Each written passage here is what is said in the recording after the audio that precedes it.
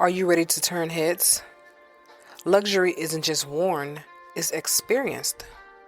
Introducing a Layla Cara style and new up-and-coming designer collection where exclusive shoes and bags for men and women meets your feet.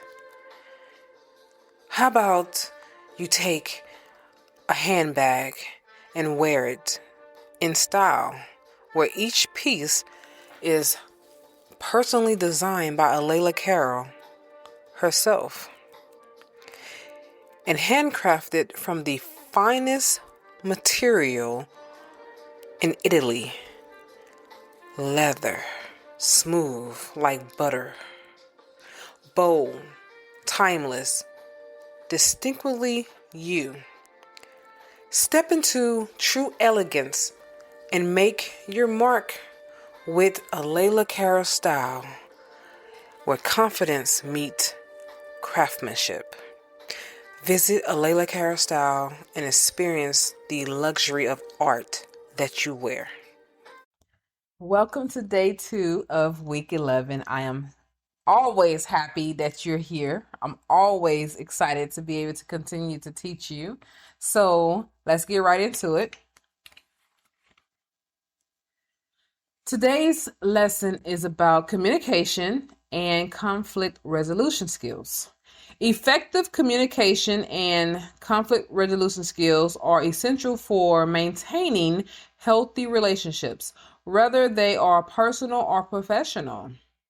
Developing these skills can help prevent misunderstanding, reduce tension, and foster mutual respect and understanding.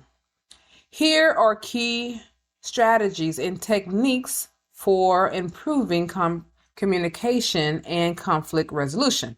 So let's talk about communication skills. Active listening.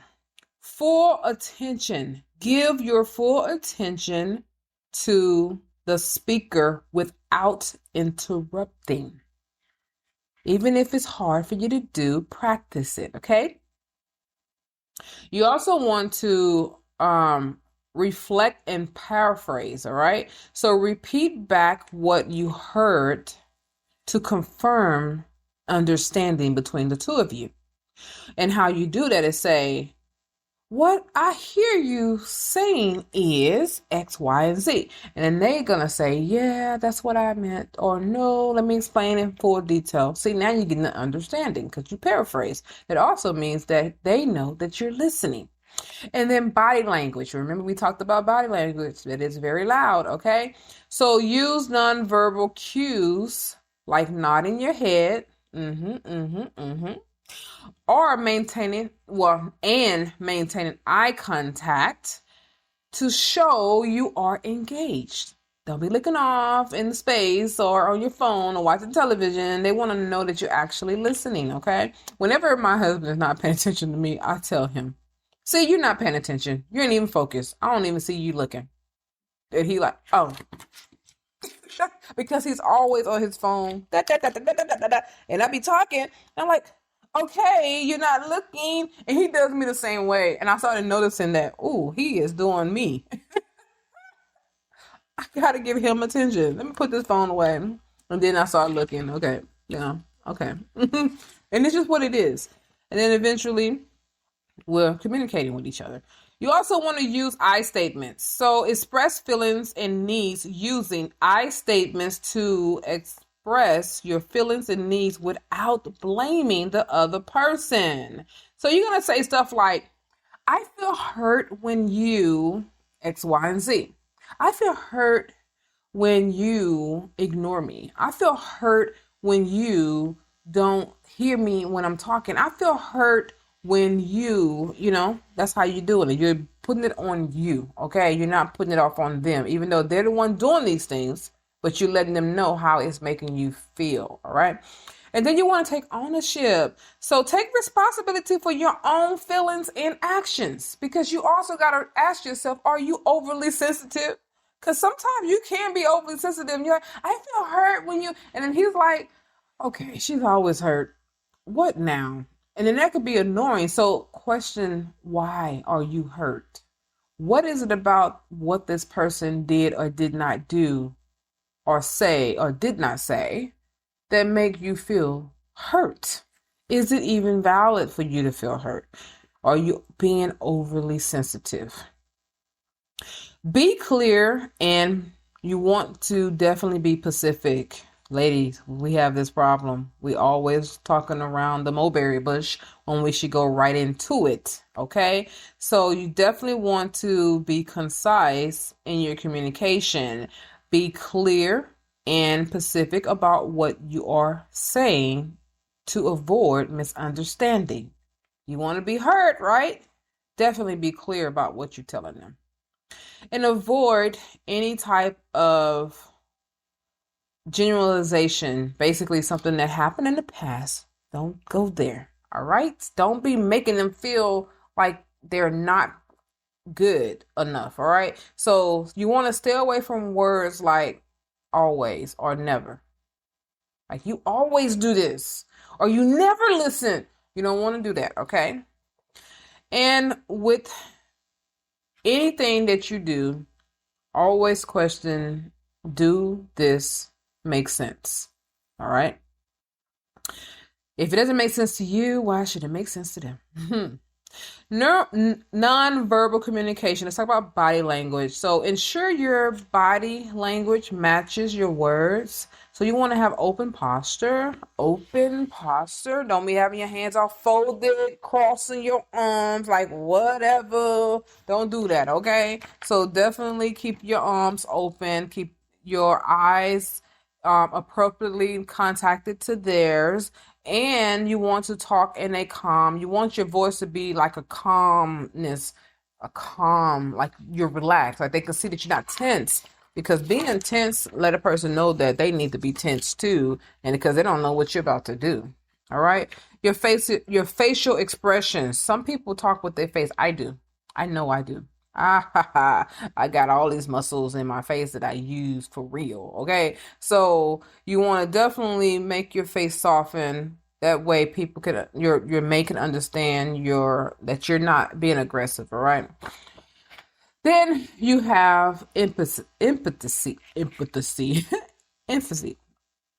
Being okay, understanding their perspective. So try to understand and validate their feelings and their point of view. It's not all about you. But I keep telling you that. You have to not be selfish as well, okay? Because you can easily become selfish when you have dealt with a narcissist and then you get into a new relationship and you're telling yourself, this is never going to happen to me again. I'm not going to let nobody treat me like that ever, ever, ever again. And then you start hardening yourself. And that's not good because then you become a problem, okay? And then you're wondering, like, why I can't keep nobody? Because they running from you now. So you want to respond with compassion, show empathy in your response, indicating that you care about their emotions and their experiences. So empathy. I mean, another example of my husband and I. So last night we was watching television or whatever, and he was falling asleep. And I said, and I hit him on his stomach. I didn't know that I hit him as hard as I did. I went, pow, right in the stomach. And I said, you're falling asleep, pow. And he was like, ow, that hurt. And I thought about it for a split second, like, I'm pretty sure that did hurt because, first of all, I surprised him. Second, I hit him.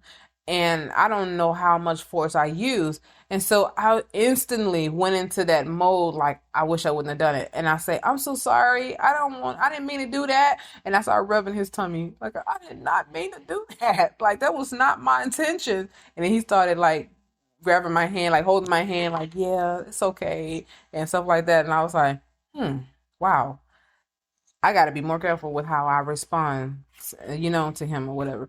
So that's part of what I'm talking about, intimacy. I have empathy. I got to get that word right because you have to put yourself in their shoes too. Now, let's talk about conflict resolution skills. I want to give you some resolution on how to resolve conflict. Remember, I told you you're going to have them, all right? So One thing you want to do is stay calm. Emotional regulation, you want to practice techniques to keep you calm. And what you do is you're going to use breathing, deep breathing. You don't have to do it so aggressively because sometimes people might take that as an offense. Like, you're like, and they're like, "What are you huffing and puffing for?" So if you feel the need to do that, don't do it in their face. Go in the bathroom or in the bedroom, close yourself in, and then do your breathing, and then come out with a better calmness about you. Okay. So definitely do that before you get started with the conversation. Avoid any escalation. You definitely want to do that. So remain in your composed to prevent the conflict from escalating. Address the issue and not the person. This is what a problem come in with a lot of people. We always want to point the blame at a person and don't realize it's not that person, it's the actual issue that is at hand. So focus on behavior by addressing specific behaviors or issues rather than attacking the person's character. All right. So, hey, this situation here, not really happy with this. I don't like it or whatever. Can we do something different? Can you do something better? It's not about, oh, you always doing this. You're a stupid person. No, that's attacking their character. Okay. You don't want to do that. You don't never do anything right. That's attacking people's character. Don't do that. All right. So separate the person from the problem. Remember the issue at hand is the problem, not the person. Please stay on that. All right. You want to find common grounds. Identify shared interests. Look for areas of agreement or common goals to build a foundation for resolving the conflict. You know it's a conflict. Instead of pointing out that this person have done the ultimate whatever and you're mad at them and you want to attack their character, no, let's see if this person understand that they made a mistake and where they made the mistake at. Agree in the area of what you can do about it, okay? Keep it from happening again or to fix the problem. You want to collaborate with each other. So work together to find solutions that satisfy the both of you, not just one of you, but both of you, because you don't want no one resenting you or you resenting them. All right. You don't want your partner to resent you or you resenting them. So use problem solving techniques like brainstorming solutions. You can generate multiple possibility scenarios or any type of solution that you think that might help. So discuss those. You want to discuss it by the pros and the cons, what's good about it, what's bad about it. And then you want to agree. All right. Agree on what's best. What's the best solution that you can implement? Agree. And then stick with that. Then let's say you have money problems or whatever, and then you're good at money, but your partner's not. And you might say, look, I'm not trying to take all your money. Don't want to take your checking in like that, but how about we do this instead? One person, you have your bank account, I have my bank account, and then we have a third account. The third account is the account where all the money go into for bills, and then you have your spending money account, and I have my spending money account. You can do whatever you want to do with your spending money account. I can do whatever I want to do with my spending money account, but whatever is in that account for the bills, that's all that is done with that account is to pay bills. That is it. Don't go up in there, dipping in there and transferring no money back from that account to your account. Let's not do that. And then you stick with that and you will find that helpful. Okay. So, and do a budget. Please do a budget if you have that issue. Find out what your monthly bills are and then eliminate things you don't need, but keep some things that you do want because that's going to help you to feel like you're living a life and not just living to pay bills. That's one of the things that I prayed on, to not have to live to pay bills. All right. And God has blessed me tremendously in that area because we don't have a mortgage and we definitely don't have rent. We got an HOA, but hey, that ain't pretty much nothing compared to what rent is these days and mortgages these days. And of course, the HOA is for a purpose. Take care of some things that needs to be taken care of if they occur. And I don't have to worry about the neighborhood looking horrible, especially being outside and we don't mow no grass, none of that. We got people that come mow the grass for us. Anyways, you want to set boundaries and rules. So respect boundaries, set and respect boundaries using discussions. You're going to talk about these boundaries, all right? What works and what doesn't work. And then you want to set limits on some of these boundaries, as well as any type of rules that y'all may come up with. You know, rules are hard for adults when it comes to your household, but having boundaries will come completely easier in that way. But what I say about rules, let's say that y'all have children and the rule is hey, you bad cop, she good cop. That might be good for certain amount of time, but then you want to set them limits on how that happens, because being a bad cop all the time is not great, and being a good cop all the time is not always great either. You got to have a balance in between how you are raising your children and how the two of y'all are getting along with each other in front of the kids as well. Follow your agreed upon rules, okay? So you want to adhere to the rules and boundaries to ensure they are fair and respectable solutions, okay? Now we're going to talk about practical exercises. Let's talk about role playing. Here's some ways that you can practice these things, okay? So you want to role play. You want to create a scenario, just something basic, right? And then you're going to practice your communication skills, and then you're also going to practice on conflict resolution, and you're going to do it through role playing together. So you can say, husband, let's talk, boyfriend, let's talk, and let's do it this way, and then you're going to switch the roles and y'all going to do it that way. So you're going to get feedback on how you do this, okay? So you're going to provide constructive feedback to each other on strengths and also what needs improvement. So this is how I'm going to give you an example of a structured communication. You're going to use the XYZ technique. And the way you do that is like you would say, when you do X in situation Y, I feel Z.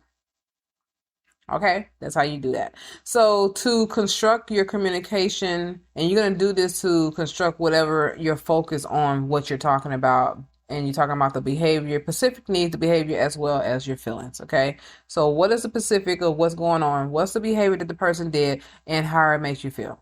That's the XYZ.